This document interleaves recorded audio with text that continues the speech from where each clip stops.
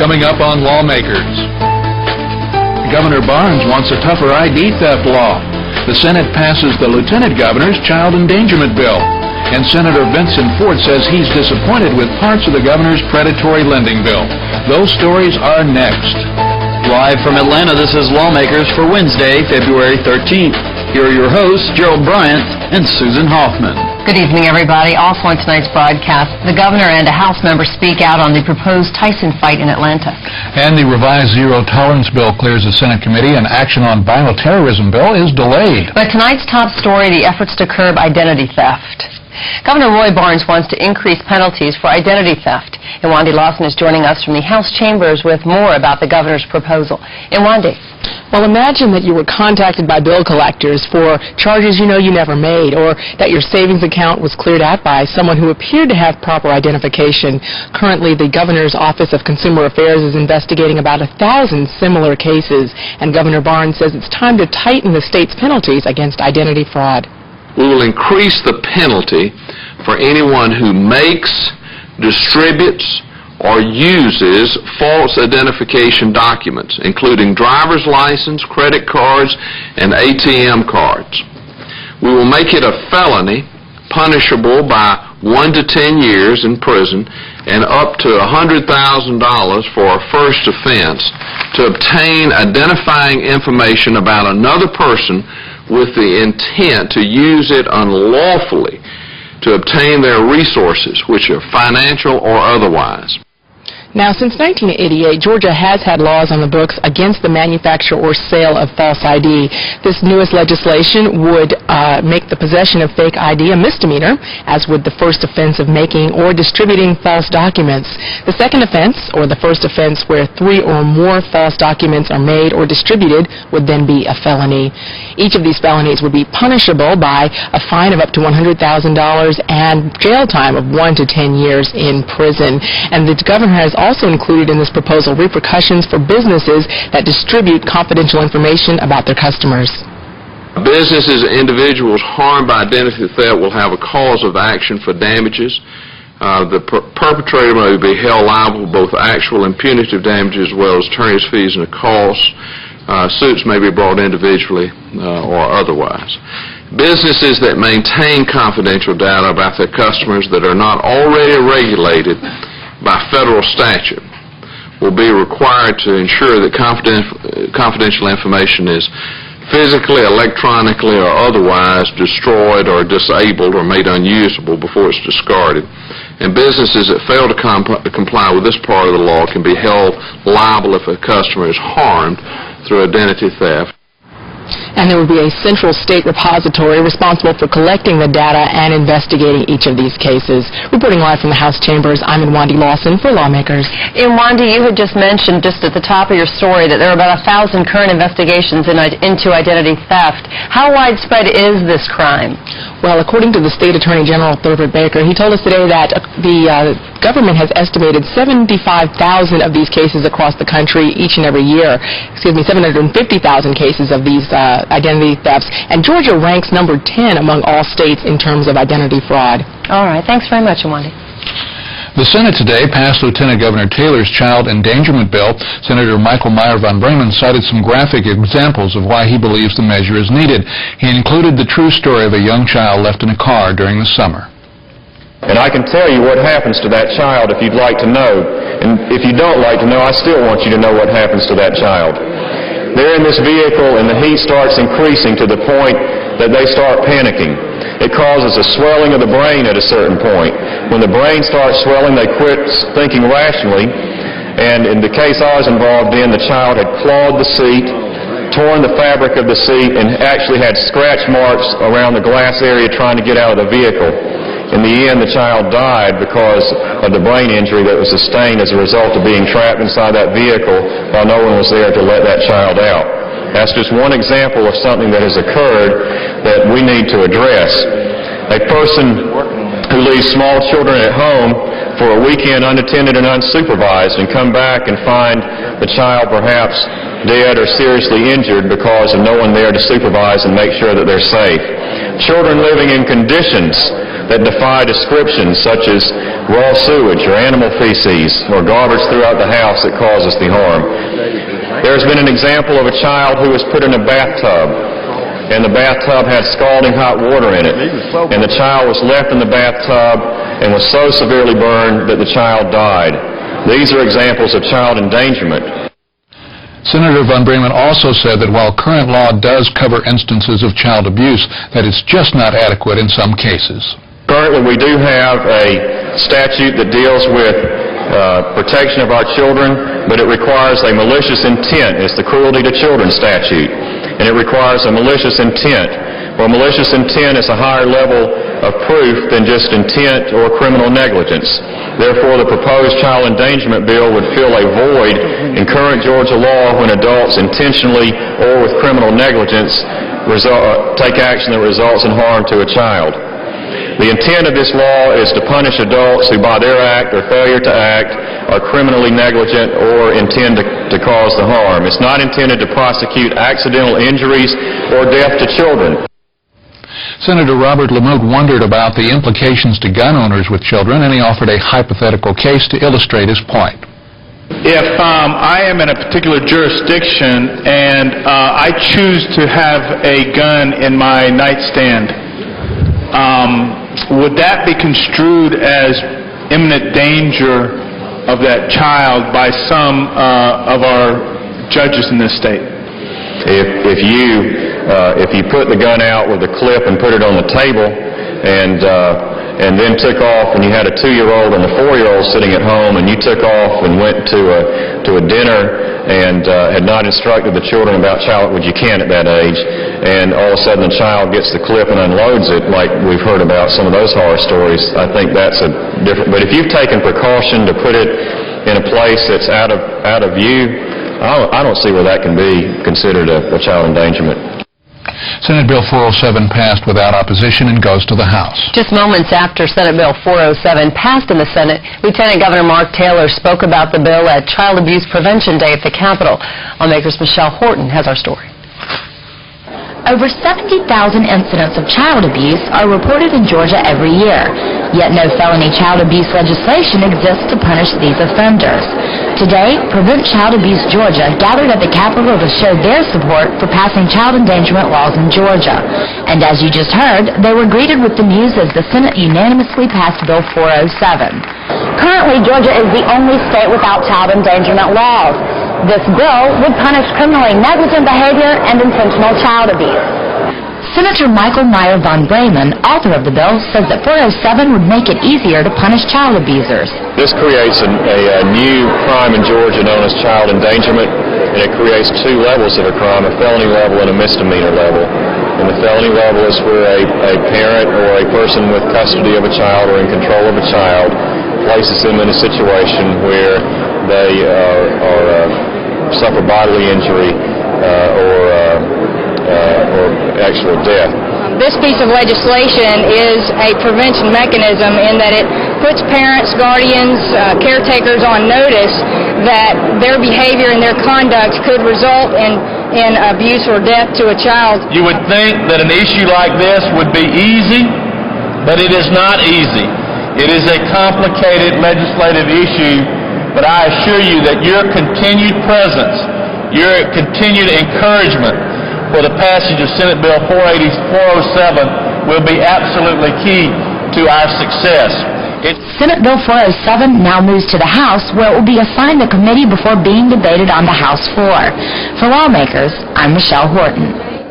Governor Roy Barnes said today that he does not support the idea of a Mike Tyson boxing match in Georgia. At least one House member agrees. Leslie Bushbaum is standing by live at the Capitol with more on that story. Leslie.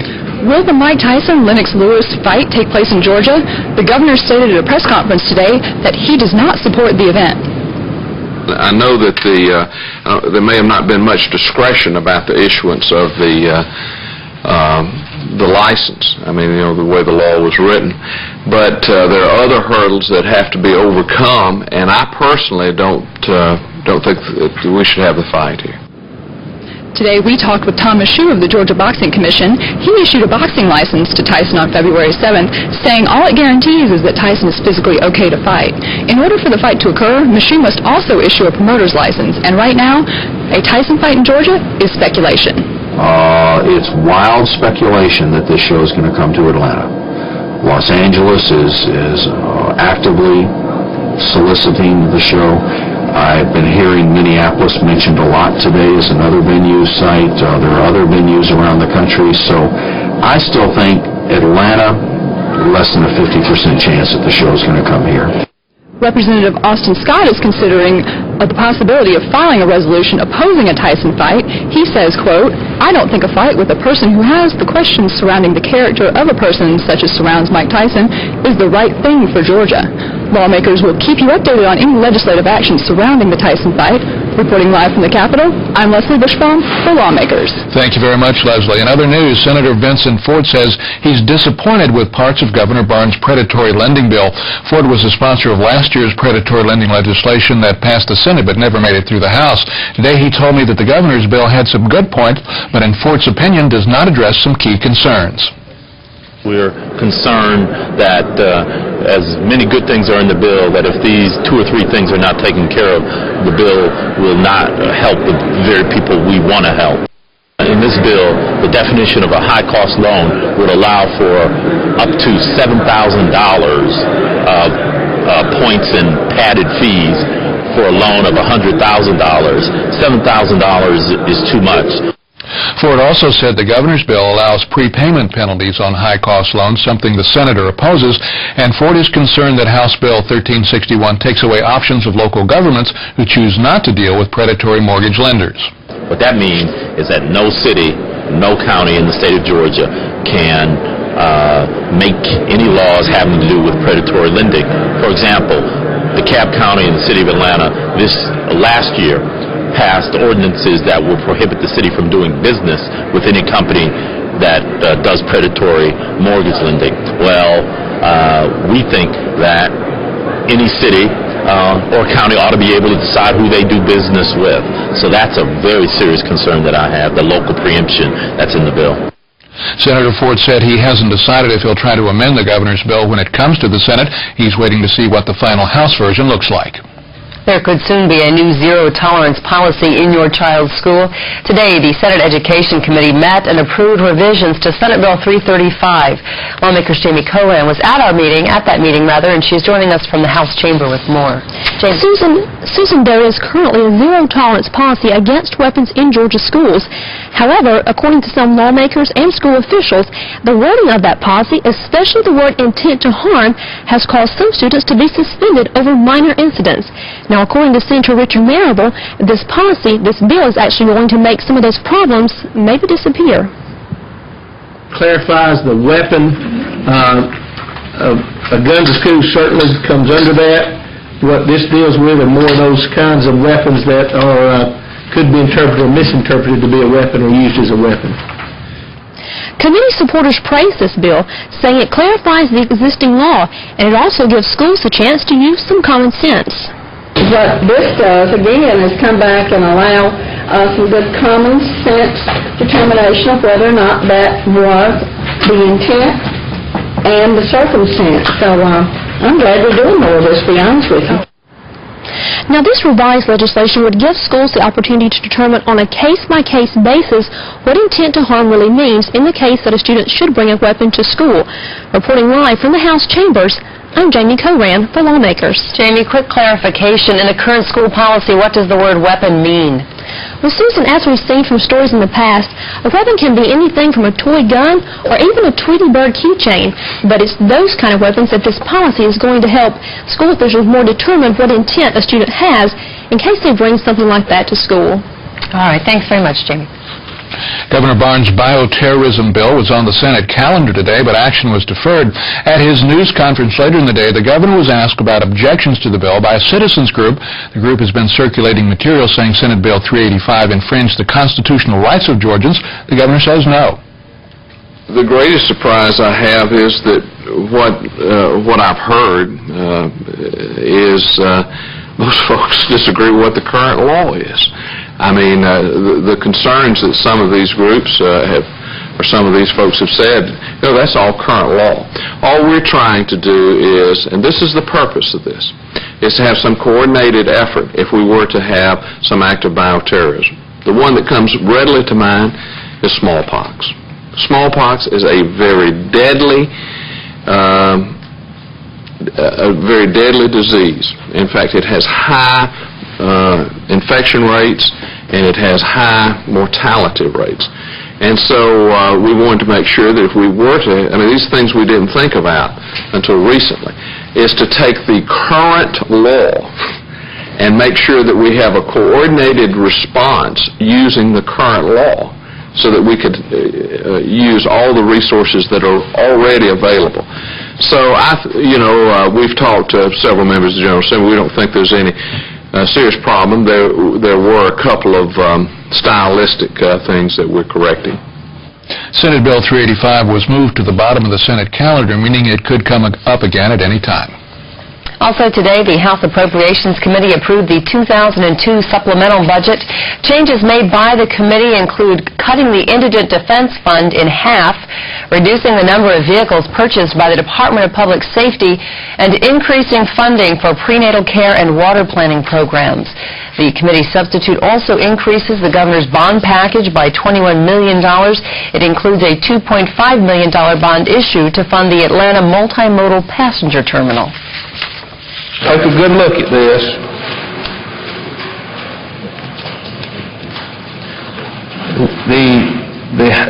We voted after a great deal of discussion to buy the right-of-way for the Atlanta Multimodal Passenger Terminal. Now, we're saying acquire right-of-way only, not begin site preparation and phase implementation, but to acquire the right-of-way only. And I would have to say to you in all candor, that's probably the most controversial thing in this document. But I think I can say it was a feeling of the Budget Subcommittee that this is very important to Atlanta and people in Atlanta, and very important, high priority to a lot of people in the General Assembly and in the House of Representatives, and thus the reason for, at long last, voting to do something in this particular area. House Bill 2002 received a due pass by committee substitute and now moves to the full House. Well, with the economy ailing and Governor Barnes calling for more budget cuts, leadership has never been more important.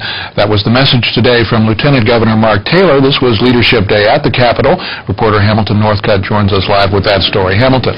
The Lieutenant Governor has long been a champion of economic growth in rural parts of the state. He and members of the Georgia Rural Development Council organized Leadership Day to help foster success and prosperities in counties that need a boost.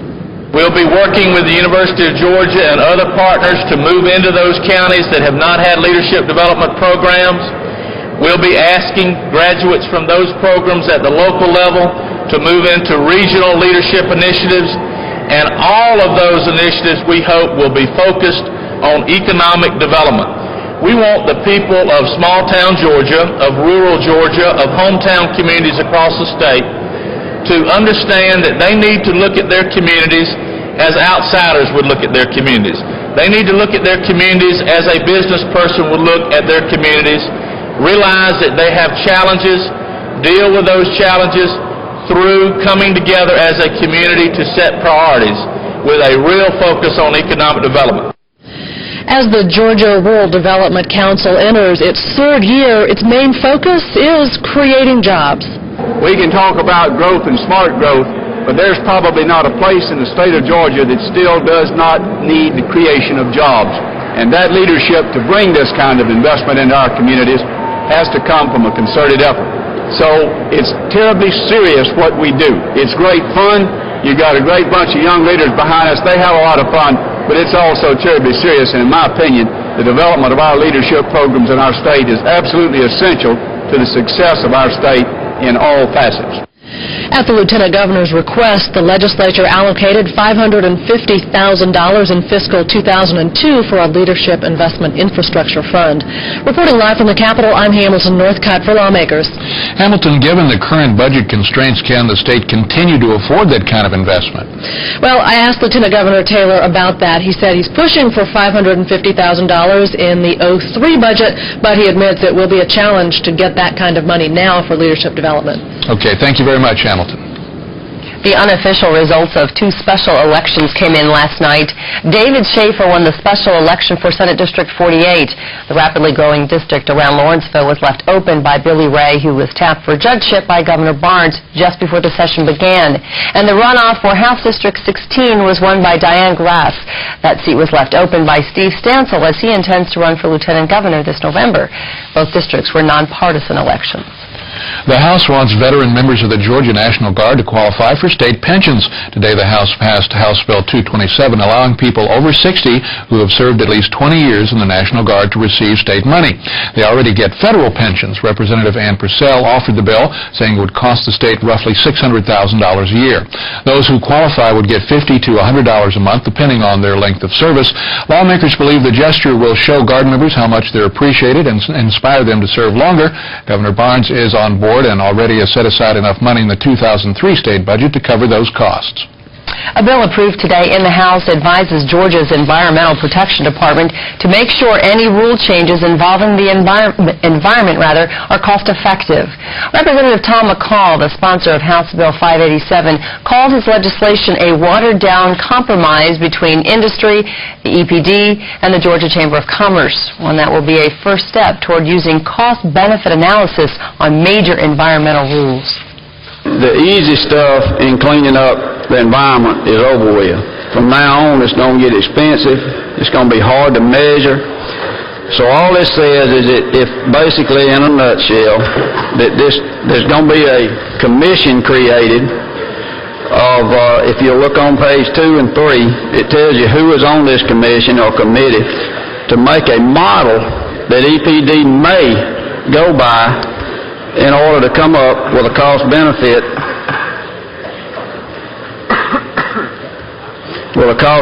analysis on whether or not a proposed environmental rule change is worth doing.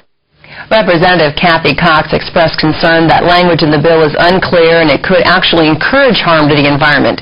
She cited the toxic spill in the Flint River caused by de-icing chemicals used at Hartsfield Airport during last month's big snowstorm.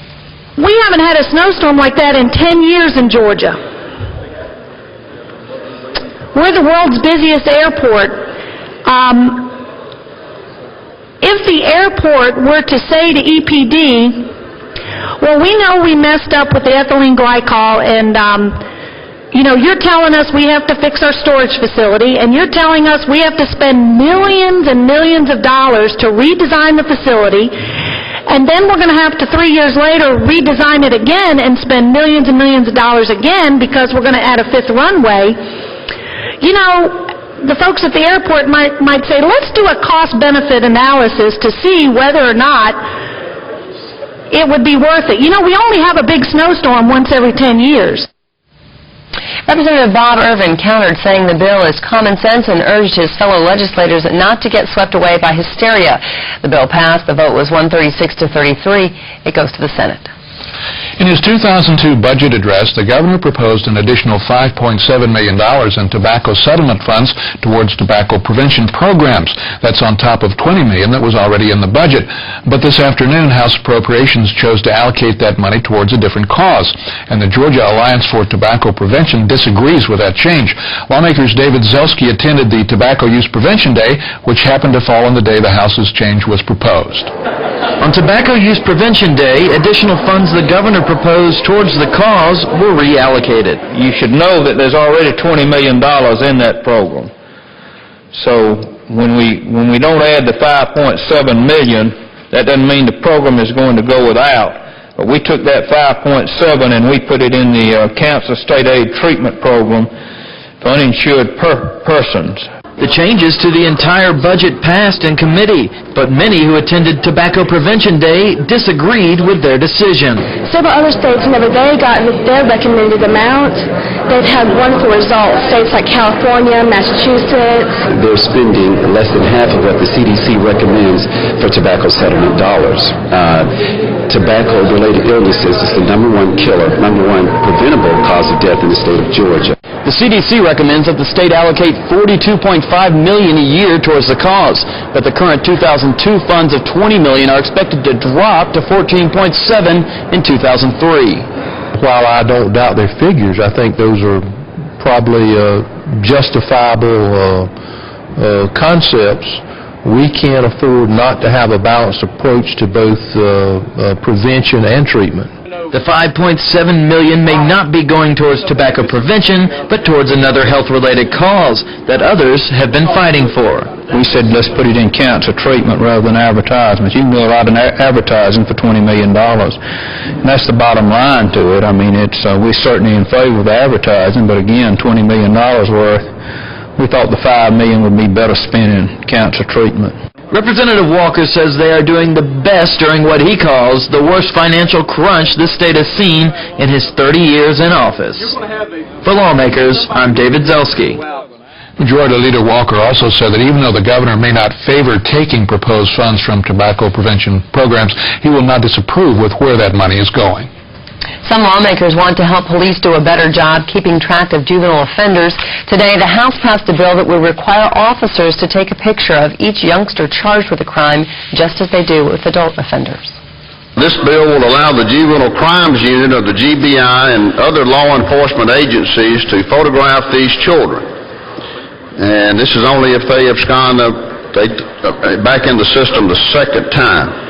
They'll keep these photographs on file separate of adult offenders, and this is a very simple bill, and we've got a lot of children out there. I think they told me at the Juvenile Crimes Unit they've had 82 just in January to abscond, and they really don't know who half these kids are without some of these pictures. The bill passed by unanimous vote, and it moves to the Senate. Georgia's parolee recidivism rate is declining. That means fewer parolees are going back to prison. Representatives from the State Department of Corrections and Pardons and Paroles met with legislators today to discuss the Top Step program. This assistance program works to mainstream parolees back into society. If you can provide a living wage where they can pay the child support, take care of the families, 9 times out of 10, you get a chance to keep them out of prison. And the longer you keep them out of prison, the very likelihood of them going back, you don't have to worry about it. But if they come out and there's no way you can help them as far as going to work, making a living wage so they can take care of their family, then they're back in the system, which costs the taxpayers of the state of Georgia. Top Step helped over 400 parolees find employment last year. Here are some stories we are working on for tomorrow's Lawmakers program. Representative Carolyn Hughley is sponsoring a measure that would make it a misdemeanor to sell children video games with a mature or M rating. And the members of Up and Out of Poverty are planning on marching to the Capitol to make their voices heard. We'll have those stories and more tomorrow night on Lawmakers. Join us for that. And for those of you with access to the Internet, you can watch Lawmakers online. Visit our website at gpb.org. Lawmakers programs are streamed live, and then they're archived on our site every night that we are on the air. Stay tuned, though, as Nature Scene explores the Ding Darling National Wildlife Refuge on Sanibel Island in Florida. That is next here on GPTV. And that is our broadcast for this, the 18th Legislative Day of the Georgia General Assembly. Thanks for joining us. I'm Gerald Bryant. And I'm Susan Hoffman. Good night.